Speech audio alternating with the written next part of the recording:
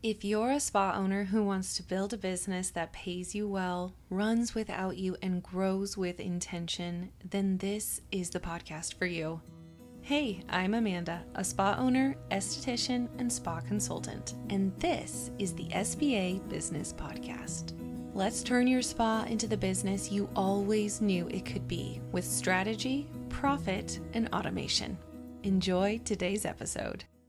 Before I jump into today's episode, I want to share something that I am really excited about. This year, for the rest of 2026, I'm hosting live masterclasses twice a month, completely free, and I'm covering the exact things that I know spa owners are searching for help with. We're talking about how to hire your first esthetician, how to get more clients into your treatment rooms, how to raise your prices with confidence, and so much more. Each class is about an hour long, and I'll stick around at the end to answer any questions that you might have live. I do want you to know that if you come live, you'll get some extra fun little goodies. You can find the link to register right down below in the show notes or description. And you can also head over to my website, amandaluisaconsulting.com, and click on the really big button at the top that says Live Masterclass. And it will show you all the different class times and days and schedule. You can attend one or all of them. It's entirely free and entirely to be helpful for you. So I would love to see you there. All right, let's get into today's episode. Hey, spa owner, welcome back to the SBA Business Podcast. I'm your host, Amanda, and today we're going to be talking about something that I know a lot of you are feeling right now, the slow season. So at the time that this podcast is being uploaded, it's going to be back to school. It's going to be that back to school time that everybody just kind of recognizes. If you've been in the industry long enough, I've been in it for 10 years, so I know the ebbs and flow of at least the kind of services that I do at my spa, which is predominantly waxing. And so when back to school time comes, a lot of the people that get these services done tend to be people in their 30s, 40s, 50s. They have kids that are going back to school, whether it's, for grade school, high school, or even college. I have many clients who are driving their kids to college because it's, their kids are, or kids are going to be living on campus, or, maybe they're moving out of state. And so they want to have that time to move their kid into any house or dorm or anything.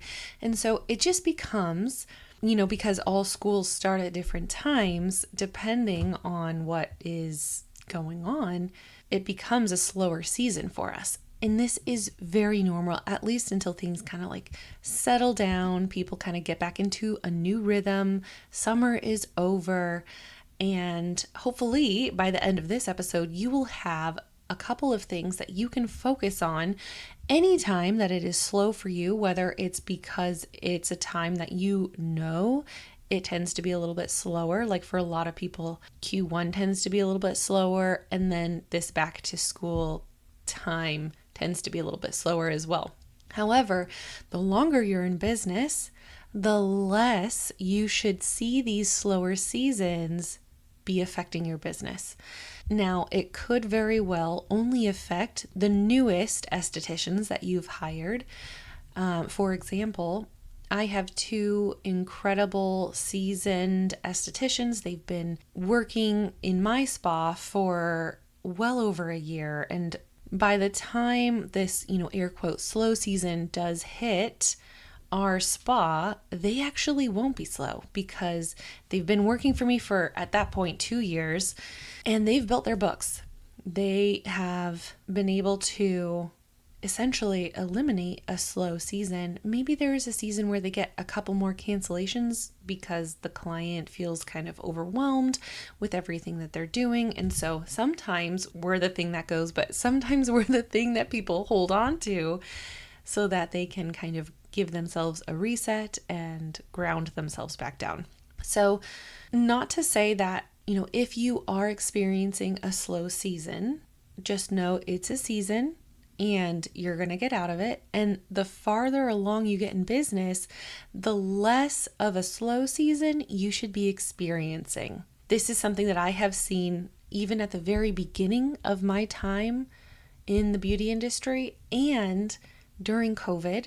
And now after, in this like post-COVID world, it does feel like things are kind of swinging back to where they used to be pre-COVID in terms of the normalcy of the rhythm of things, because a lot of things are going back to normal. A lot of, just things. And this is not like a podcast about COVID and how things, the seasonality of when things are slow and when things are not. There is a natural ebb and flow to this industry. However, if you do your marketing well, if you build great relationships with your clients as the esthetician, then you will have no slow period. But as the owner, now I'm talking to the owners, if you are seeing this, if you're experiencing a slower season and it's happening to all of the people on your team, this might be an indicator to you that there's something more going on that you need to kind of address and look into and maybe figure out what could be causing that. These are all the things that I really like to do whenever we do have a slower period. And I really like to do these things and encourage my team even to do some of these things, because the slow season will not last. I am so confident in that, and I've been doing this long enough to know the slow season doesn't last. It very much does not, and it comes right back around to being insanely busy, and you have to really manage your time boundaries really well with your clients. So the first thing that I'm going to recommend on this list is to make sure all of your numbers are up to date. And what numbers am I talking about? I'm talking about your booking percentages, all of your financials, all of, the cost of things if you're putting money into ads. Maybe this could also mean your client retention, your total client retention, your new client retention, how people find you, what percentage out of all the new clients that you've had year to date, what percentage of those people came from where? What percentage of those people came from social media, came from Google, came from word of mouth, etc. So, really making sure that you know all of your numbers, because just because it feels slow does not mean it is slow. Remember, numbers don't lie. So the more data that you have, the better decision you can make. So don't focus on slow as a feeling. Focus on your revenue, on your bookings, on your booking percentages, your retention rates, your acquisition percentages. All these things, okay, those are all facts. They're cold, hard numbers. And sometimes I've learned that sometimes those two things don't match up. And when you have one day where it feels like everyone is canceling, but you actually didn't get that many cancellations, they just happen to happen all right at one moment, it can feel like things are not going well, but that's definitely not the case. I have absolutely talked to other spa owners who feel like it is such a slow season. And then when we actually pull up their numbers, they are doing better than they were last year. And they realize, wow, I actually am not doing as bad as I thought I was doing.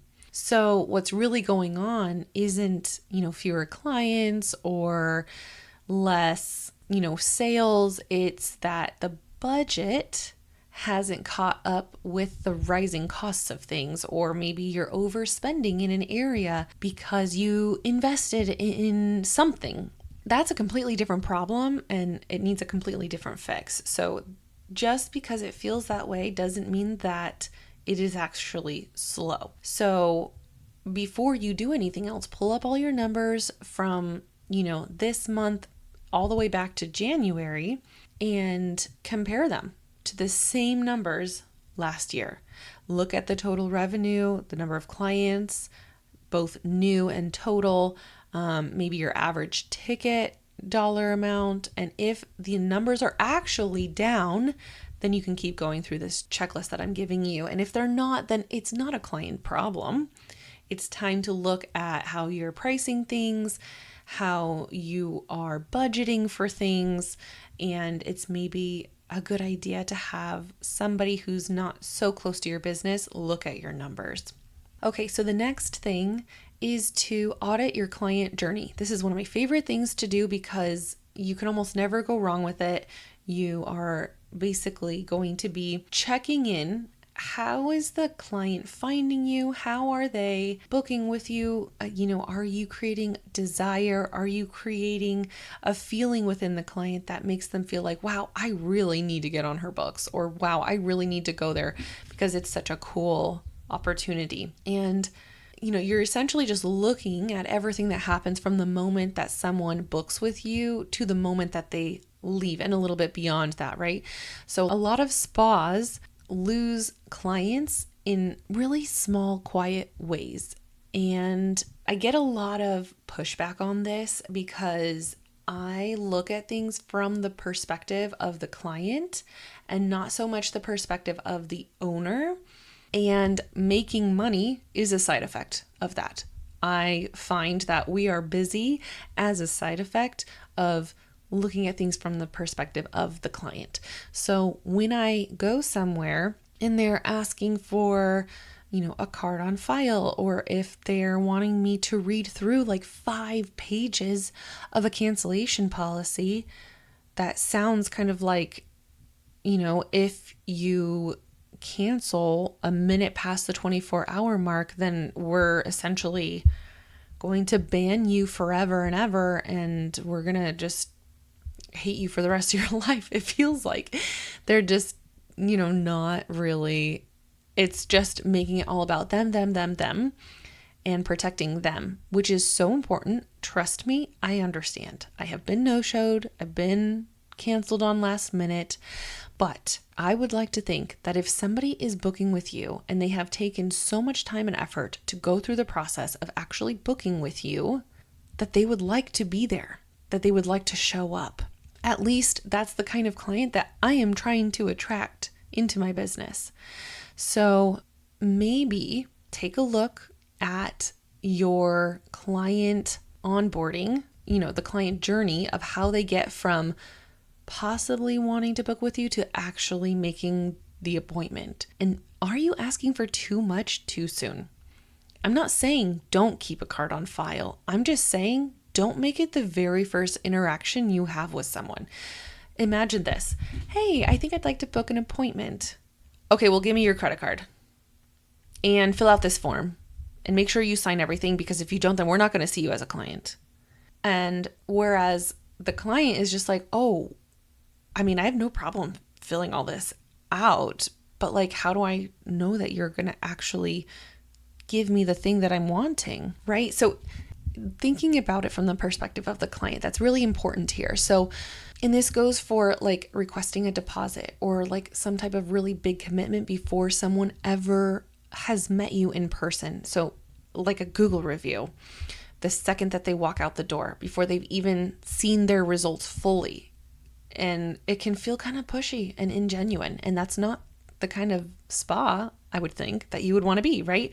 So here's a real example. So say a client comes in for a facial, and if you ask for a review before her skin has even like calmed down, it depends on whatever facial she's getting, she might leave like a lukewarm review or none at all, which is most likely the case, that they won't leave one at all. But if you wait maybe until her second or third, so that she knows, wow, they can recreate these results for me. It's actually a good experience. I've built this connection so that when you do actually ask for the review, they are so eager and willing to do it. And the review it's a real glowing review. And it's because the client felt cared for in the process. So that is something that we have actually been doing recently, which is not asking for the Google review too soon after they come in, because you want to build the relationship with the client first. And I think that oftentimes as owners, we get so in the weeds with everything going on in the business all at once that we forget to go back to the basics of how do we build a good, strong rapport with our clients to then be able to ask them for the review. And that is the other piece of this particular point that I'm trying to make is your team. They are trained to rebook a client before the client walks out the door, right? Right? They are trained on that. They need to be trained on that. It's huge. If your team waits for a client to just rebook themselves later, a lot of those clients just won't. Life gets busy. And I can tell you from personal experience, I have 2 very small children, and I barely have time to eat, and they barely give me the time to get dressed in the morning. So like, if I was expected to be able to, go online and find my own appointment, I just don't think that would actually happen.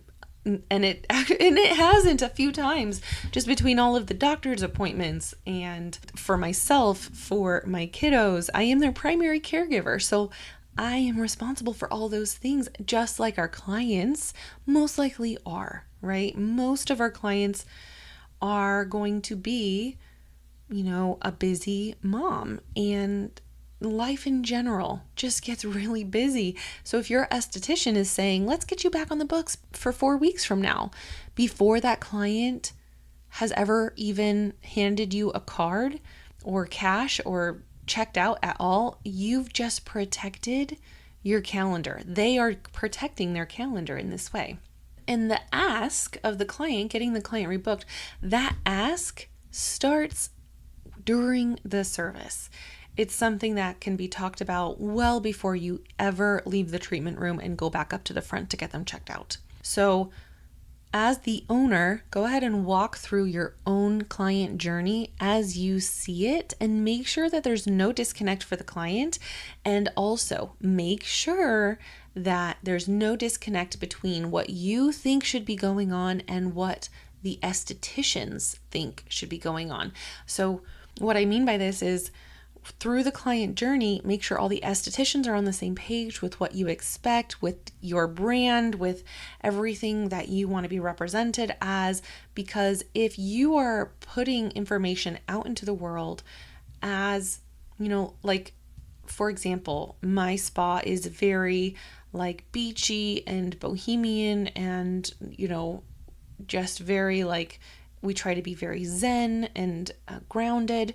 And if the client comes in and that's not what they get, even though they're looking at the social media and they're looking at the Google reviews and all of, everything, and they're expecting that, and then they come in and then they don't get that because there's a disconnect between me and the esthetician, then that is going to make them feel like, well, hold on, am I going to get the same result that I saw online too? So it can create a lot of disconnect and fear, honestly. Like, we're dealing with people's faces and nobody wants to have a fear of like, oh my gosh, is this esthetician going to give me the brows that I'm looking for? Or is she going to make me break out or anything like that? So walk through your client journey, make sure there's no disconnect between what you're doing and what the estheticians are doing. And then also make sure you're not asking for too much too soon with those reviews or with anything else. Okay, the next thing, and this is so amazing. It's literally everything that I do I used to do before I handed it off. I would bulk create all of my marketing material. So I used to bulk create all of my emails, all of the social media for the next couple of months, all of everything. Just basically close the loops on anything that I missed before, and then make sure that I am batch creating a ton of content and then also scheduling it out, because the busy season is not a time for you to be creative, right? You're going to be running yourself into the ground. You're going to be running on empty. You're not going to want to sit down and write 10 social media posts when your calendar is already so packed and you've been on your feet all day. So do it now. This is the best time to do things. And it also means sitting down and getting them scheduled out. So it's kind of like meal prepping for your business, right? You're not scrambling the day of trying to figure out last minute what's going to work and what's going to not. And you just throw up something that is unintentional and kind of half-assed, and it just makes you feel panicky. It's not good for your nervous system. Your clients are probably going to feel that later. But if you do it now, when things are cool, calm, collected, you get it scheduled, it goes up automatically. You don't have to think about it. And then when things pick up, because they will pick back up, you're not going to be so overwhelmed trying to keep up with your marketing on top of everything else. All right, and then this last thing is to check in on your referrals. Referrals are something that I feel like oftentimes go unnoticed. They're quiet. They don't show up really very often. And it's just stuff that happens in the background. And a lot of spa owners just assume that they'll keep happening.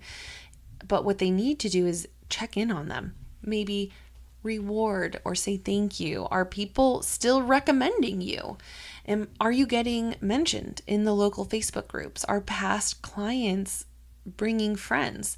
And if the answer is yes, that's amazing. That's great. Keep doing what you're doing. Keep loving on those people that are sending clients your way. But if you're not sure, or if it's gone quiet, then that's really valuable information. It might mean that it's time to gently remind your clients that referrals are really important to you, and just saying something as simple as, if you know someone who'd love this, I would always appreciate a referral. Or even something as simple as like, oh my gosh, you should tell her about me. I would love to see her. She doesn't have to suffer with, XYZ, with acne, with ingrowns, with, bushy brows. I can totally teach her how to style her brows.